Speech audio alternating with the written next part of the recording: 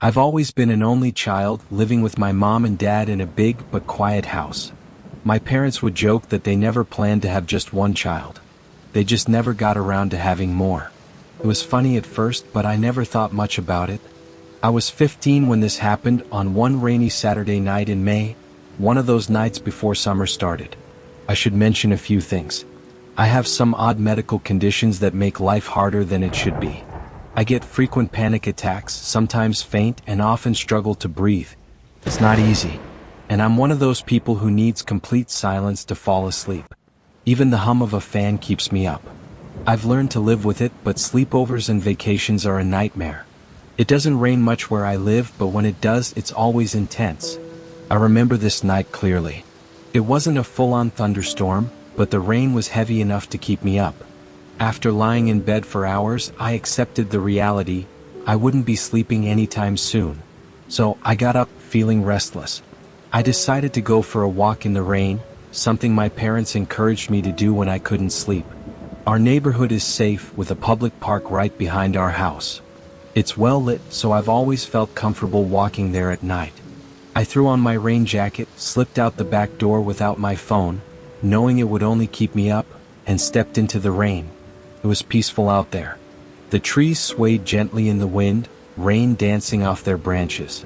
After about 20 minutes, I felt the drowsiness I'd been hoping for. It was time to head back home.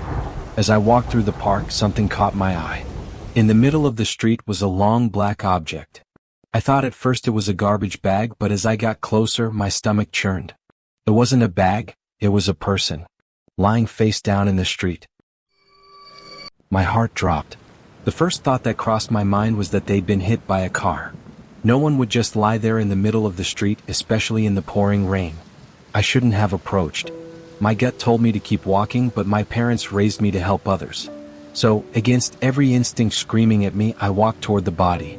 The person was wearing black pants and a dark shirt, clothes completely inappropriate for a rainy night. As I got closer, I suddenly felt the cold. It wasn't just the rain, it was an unnatural cold, like the temperature had dropped 10 degrees in an instant. Something wasn't right. Then a screech broke the silence. It was like an animal, but distorted. I whipped around, adrenaline coursing through me. The sound had come from deeper in the park, but the strange, unnatural howl made my skin crawl. I turned back to the figure. They weren't lying down anymore. They were sitting up, staring straight at me.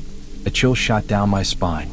I felt my vision blur, and the rain seemed to get louder, each drop pounding against my eardrums. Before I could even react, the person stood up, and with a grotesque, manic grin, they started running toward me. In their hand, gleaming under the street lights, was a kitchen knife. I didn't know what it meant to truly fear for my life until that moment. My body froze, but instinct kicked in, and I bolted in the opposite direction. My legs felt weak, my chest tightening with every breath, but I pushed myself harder. I couldn't let him catch me. The sound of his footsteps grew louder behind me. "I'll kill you," he screamed, his voice filled with rage. The park was slippery, the grass tripping me up as I ran, but I couldn't stop. I wasn't going to lead him to my house, so I darted into the thickest part of the park. I had to lose him. I didn't dare look behind me. I could feel him gaining on me, but I couldn't stop. I ran deeper into the woods, heart pounding, my breath ragged. Finally, I ducked behind a tree, trying to catch my breath. I looked over my shoulder. Nothing. The next 20 minutes felt like hours. I stayed hidden, praying he hadn't seen me. When I finally gathered the courage to move, I took the long way around the park, walking through a quieter section of the neighborhood. I didn't look back. When I made it home, I collapsed into my bed, drenched in rain and sweat, shaken to my core. I don't know who that man was or why he chased me. I still don't know what that screech was either, but I can't shake the feeling that it was all connected. I was really young when this happened, second or third grade to be exact. It was a school day and it had been raining nonstop all afternoon, the kind of rain that soaks everything. After picking me up from school, my parents had to leave for some upscale event. I can't remember exactly what it was, whether a fundraiser or a dinner party, but it was important. They were supposed to be back that night, but the storm grew worse and the roads became too dangerous for them to drive home. So they decided to spend the night at a friend's house nearby. They called me on the house phone, apologizing for leaving me alone, but I insisted that I was fine. My mom gave me a list of things to do before bed. Lock the doors, keep a light on, close all the blinds. Typical stuff. I didn't understand why they were making such a big deal out of everything. I wasn't old enough to fully grasp why kids shouldn't be left alone at home, but I was kind of excited too. It meant I could eat as much candy as I wanted and stay up as late as I wanted. No rules for a night. I didn't have a TV or any screens in my room, so I stayed downstairs watching TV on the couch. I told myself I'd lock the doors and do everything my mom asked before heading to bed, but as expected, I ended up falling asleep on the couch after a sugar crash. I don't remember exactly how long I slept, but when I woke up, the TV was off and it was really late, at least 3 hours. I noticed immediately that the house felt colder than it should. It wasn't freezing, but definitely colder than normal. It was strange, but I figured the storm had knocked out the heater. I didn't think much of it, but something about the cold felt off. I dragged myself off the couch, remembering the list my mom gave me. I didn't want to get in trouble, so I got up and started to check the windows and doors, making sure everything was locked just like she asked. I double-checked everything, front and back doors, all the blinds closed, lights still on. But the house still felt too cold. I ran my hand along the windows to make sure none were cracked open, but they were all sealed tight. It didn't make sense. The heater should have been on. Still, I didn't dwell on it. I was so tired, I just wanted to go back to bed. When I went upstairs to my room, I realized just how much worse the storm had gotten. The rain was now pounding against the glass, the thunder so loud it felt like the house was shaking. Lightning flashed every minute, illuminating my room for just a second, and then darkness took over again. I wasn't scared of storms, but tonight felt different. The wind was howling so loudly that it felt as if the trees outside might fall on the house. My mind kept drifting to the thought that something would crash through the roof, and my sleep was disturbed by the constant rumble of thunder. As I lay there trying to fall asleep, I started to hear something strange. Every so often there was a creaking sound. It wasn't the house settling or the wind. It was like someone was walking around. I tried to ignore it at first, thinking it was just the storm, but the creaking was too rhythmic, too regular. It started to bug me and I couldn't take it anymore. I sat up in bed and listened. There it was again, the creak. It was coming from the hallway outside my room, like someone was pacing back and forth. I couldn't make sense of it. My room was on the second floor and the entire floor was carpeted. It couldn't have been the wind or the trees. No, this was something else. Then lightning flashed again and I saw something that made my blood run cold. The closet door was slightly open. It had been closed when I went to bed and I was sure of it. Something was in the room. I froze, my heart racing. I didn't scream. I didn't even move. I just laid there, listening to the pounding rain, trying to make sense of what was happening. I didn't want to check, but my body moved on its own. I slowly got out of bed, trying to make no sound, and crept toward the door. The walk from my bed to the door felt like an eternity, like every second stretched out. I just needed to get out of that room. I ran downstairs, my mind screaming to hide. I slipped under the dining room table, trembling. The silence was unbearable. And then I heard them. Footsteps. They were coming down the stairs. These weren't normal footsteps. They were chaotic, like the person was jumping down each step, stumbling and stumbling down the stairs, getting closer and closer. I held my breath, praying they wouldn't hear me. Then, from underneath the table, I saw them. 2 feet, bare and muddy. The legs were wet, covered in dirt, and almost sickly yellow. I couldn't tell if they were male or female. They were just wrong. Their legs were covered in cuts, like they'd been dragged through something sharp, and they were wobbling as if they couldn't even stand up straight. A wrench fell from their hand with a loud clang against the floor. I wanted to scream, but I couldn't move. I couldn't make a sound or they'd find me. The person didn't bend down to pick it up. They just stood there for what felt like forever. I watched as they turned, their footsteps stumbling away, and the door slammed shut behind them. I stayed under the table for a long time after that, shaken to the core. I couldn't move and I couldn't stop shaking. I didn't even know what to do. I had never felt fear like that before, and I was too scared to even leave my hiding spot. Eventually, I picked the wrench up from the floor and locked the front door, just as my mom had told me. I went back upstairs, crawled into bed, and pretended like nothing had happened. The house was silent again, the storm finally dying down, but the fear never left. I never told my parents about that night. I couldn't. I didn't want to get in trouble for not locking the doors properly. Even now, years later, I still get chills thinking about it. I'm 29 years old now, but one of the few things that has always helped me clear my head is camping. Though not in those campgrounds or national parks where there are crowds. No, I'm talking about the kind of camping where you're truly in the middle of nowhere.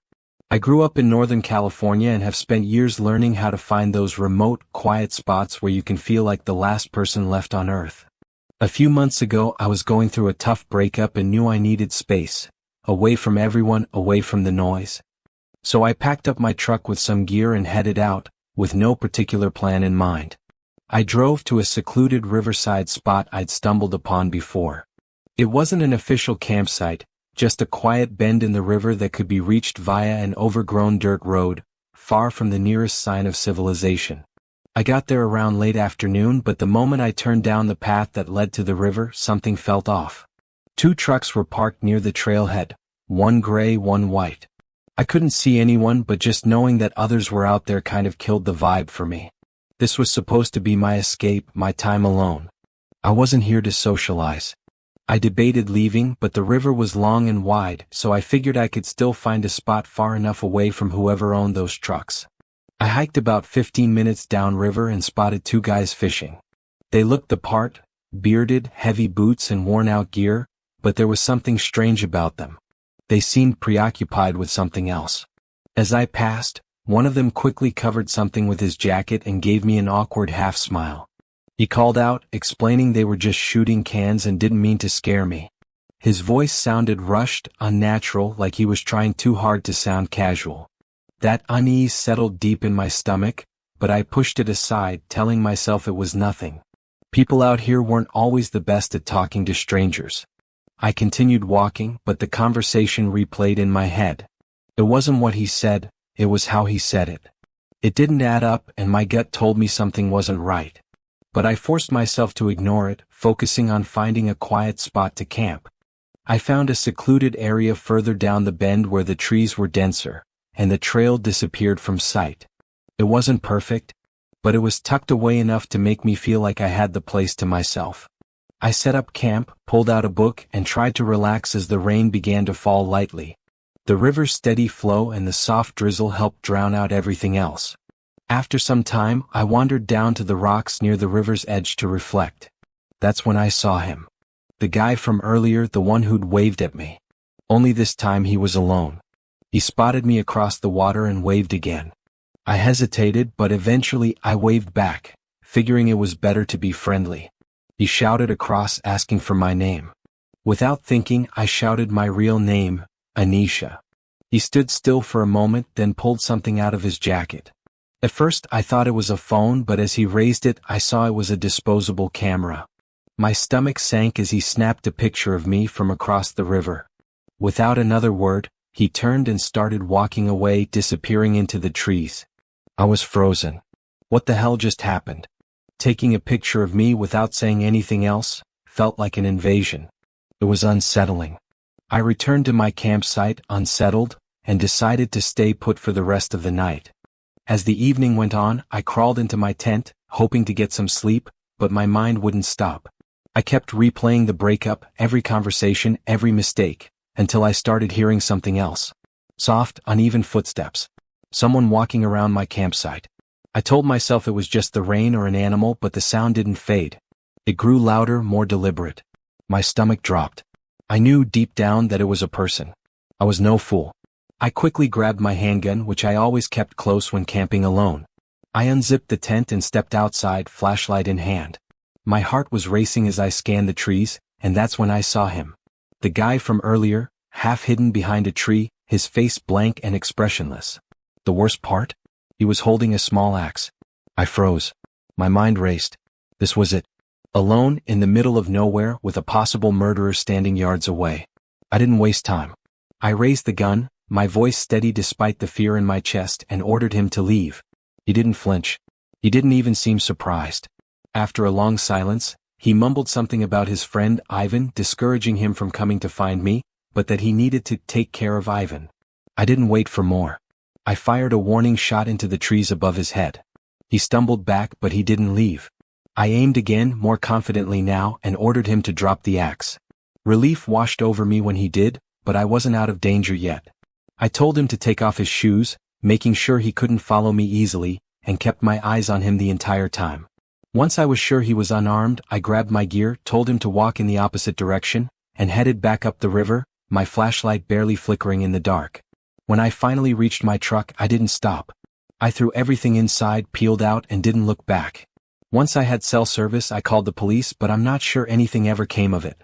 What still chills me the most is what he said about Ivan. I took care of him. I don't know what that means, but I don't want to find out. I'm just glad I was armed. That night could have ended very differently. The darkness is always watching. If you want more stories that send chills down your spine, like, share, and subscribe to Dark Echoes. Stay safe or don't. We'll see you next time.